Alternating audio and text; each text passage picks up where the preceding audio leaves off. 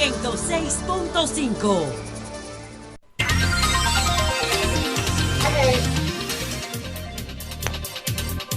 Ángel, micrófono, Ángel. Perdón, continuamos en Sol de la Tarde, son ya las 4 o 5 minutos. Entramos a partir de este momento al canal 24 Santo Domingo TV y permítame nada más decirle a mis compañeros, en particular a Khalil, que busquen una expresión, un análisis, no, un planteamiento que hace Sergio Carlos respecto de Amable Aristi Castro para que te degustes en ese comentario. Y mi felicitación al señor Luisito Pie en la respuesta que le da a Juan TH. Mijo, felicidades, que Dios te bendiga, Luisito Pie. Bueno, señores, nosotros tenemos buenas tardes, señor magistrado Fernando Fernández, miembro del Consejo del Poder Judicial y quien preside la Comisión para el Plan de Continuidad de Labores en el Poder Judicial. ¿Lo dije todo bien, magistrado? Consuelo de Muy bien, doña Consuelo. Muy buenas tardes.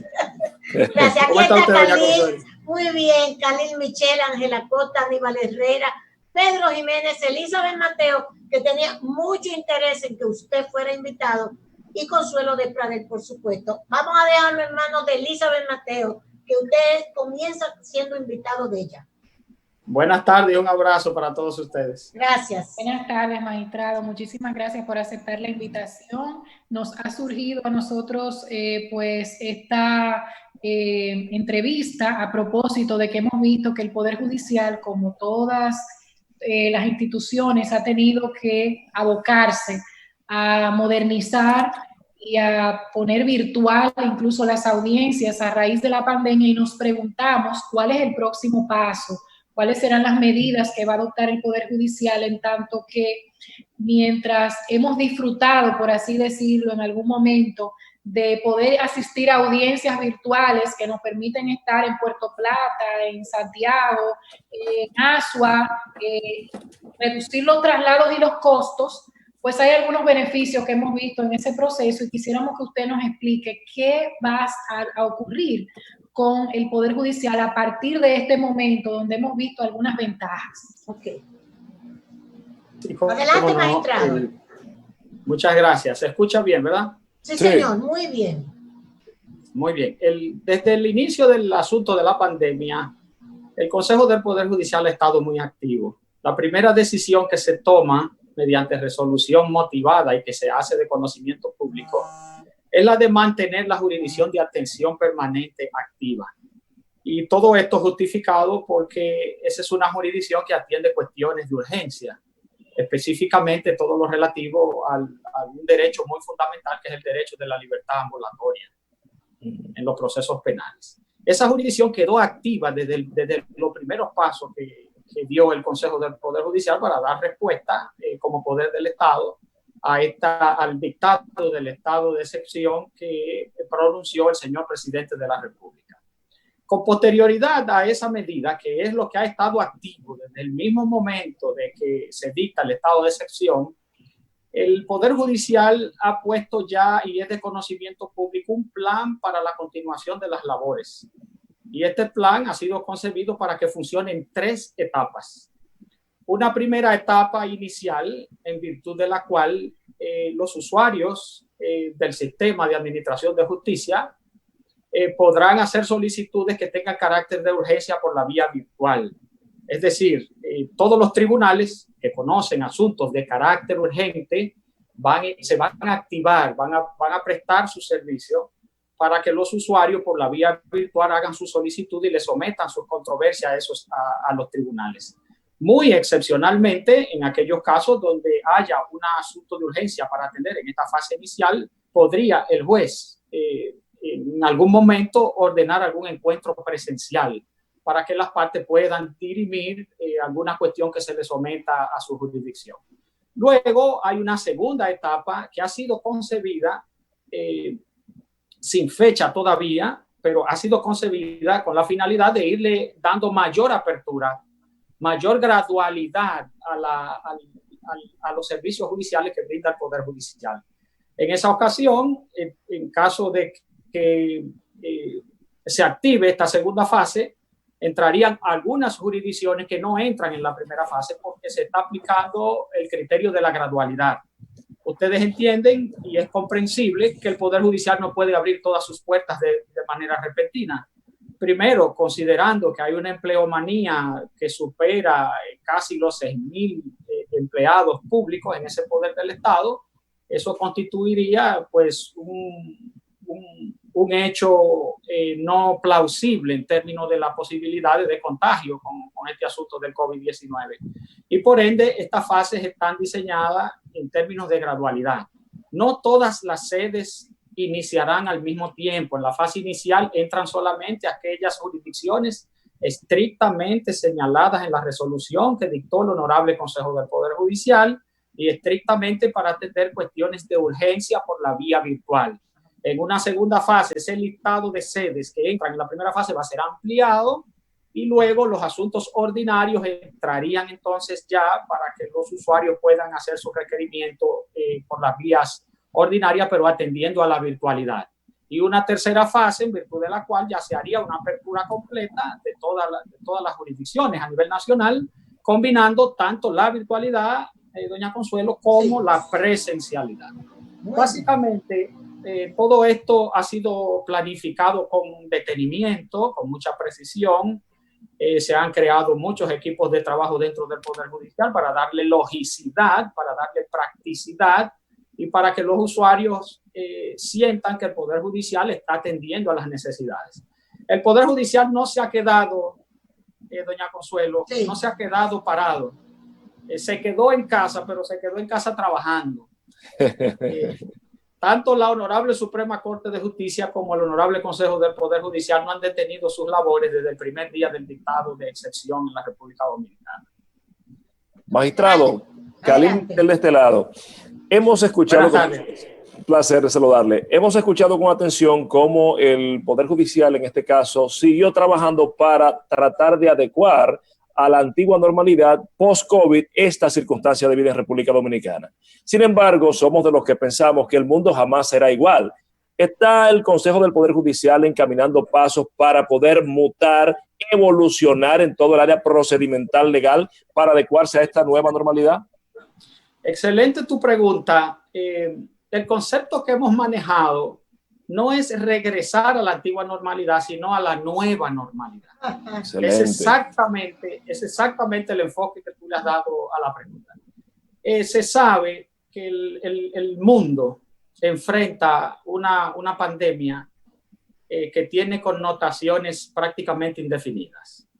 Ahora mismo no se sabe a ciencia cierta, los especialistas, usted escucha conferencias de destacados catedráticos científicos de diferentes universidades, y todos parecen que coinciden que este no es un asunto que va a terminar en lo inmediato, que habrá un poco de COVID por un buen tiempo a nivel mundial. Eso quiere decir que el Poder Judicial, considerando esa situación, debe prepararse para atender todos los requerimientos, y la única forma de hacerlo es creando una plataforma que permita que la administración de justicia pueda desenvolverse por la vía virtual.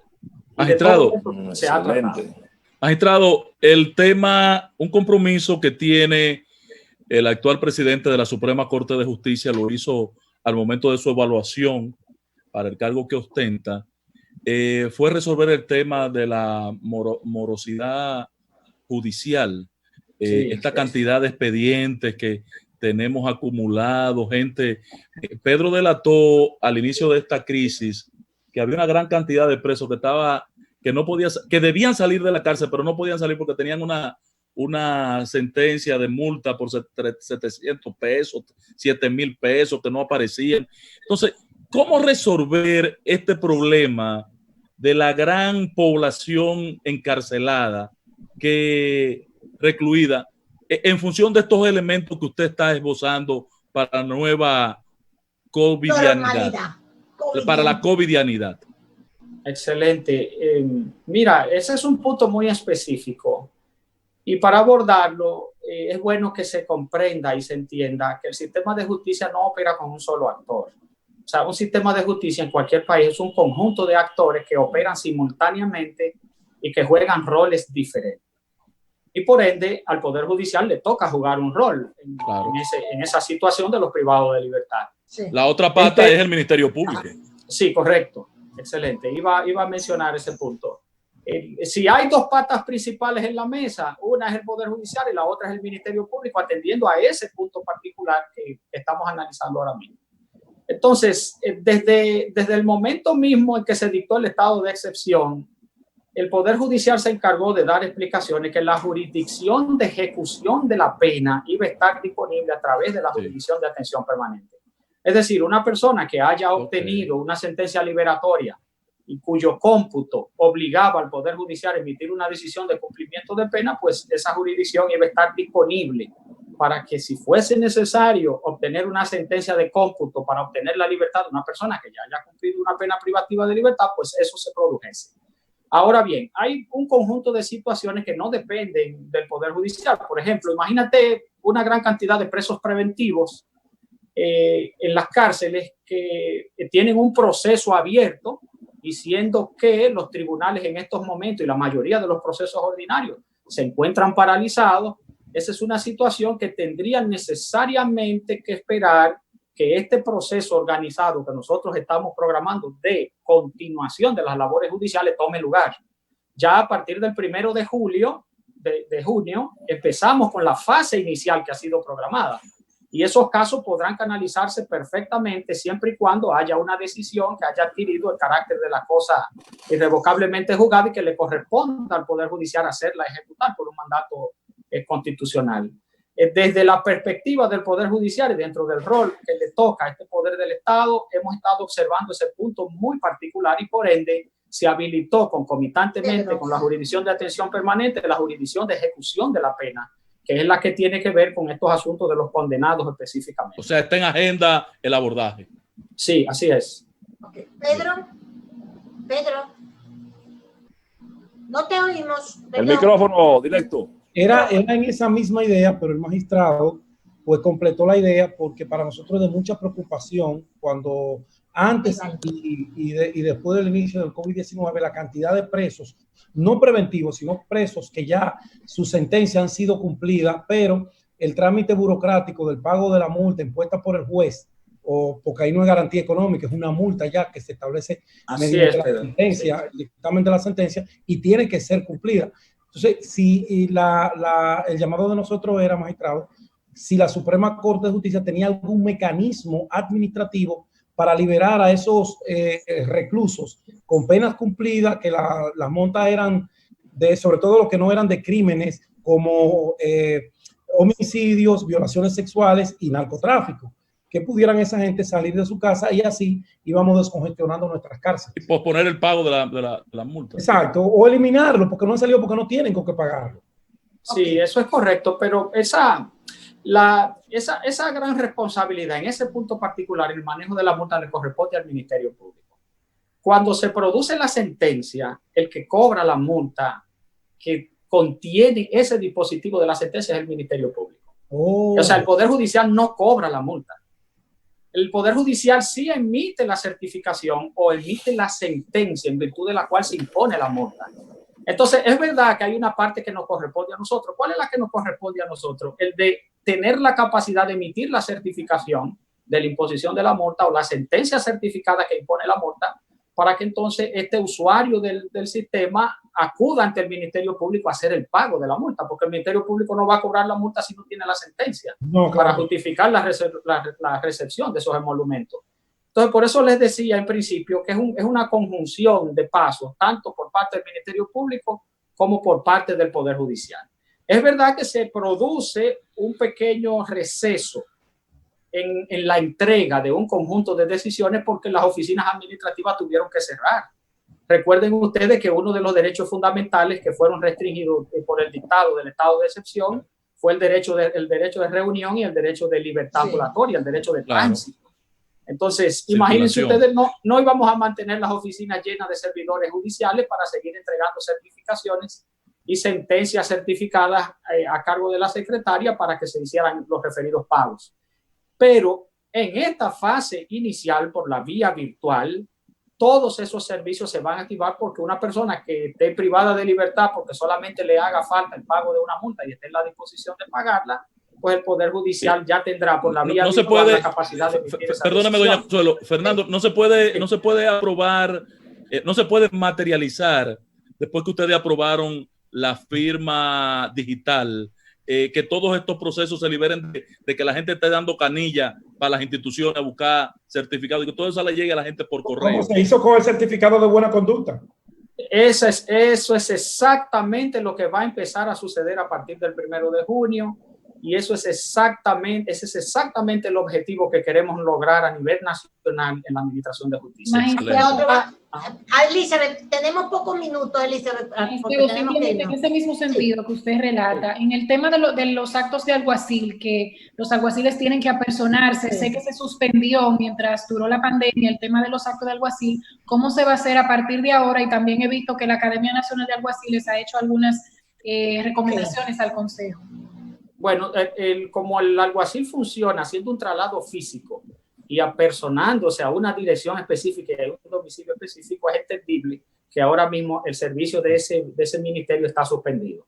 En la fase inicial, en la fase intermedia y en la última fase que se ha diseñado para enfrentar esta situación, los alguaciles van a entrar paulatinamente, gradualmente, dentro de las condiciones que establecen cada una de las fases. Excelente. Magistrado, muchísimas gracias. Nosotros lo vamos a volver a invitar, ¿eh? Sin duda. Espero la invitación para... Claro que sí. No, muy didáctico y muy importante. Sí. Léate, cumplimos. Vamos a la pausa.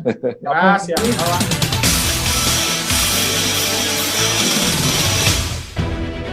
Sol 106.5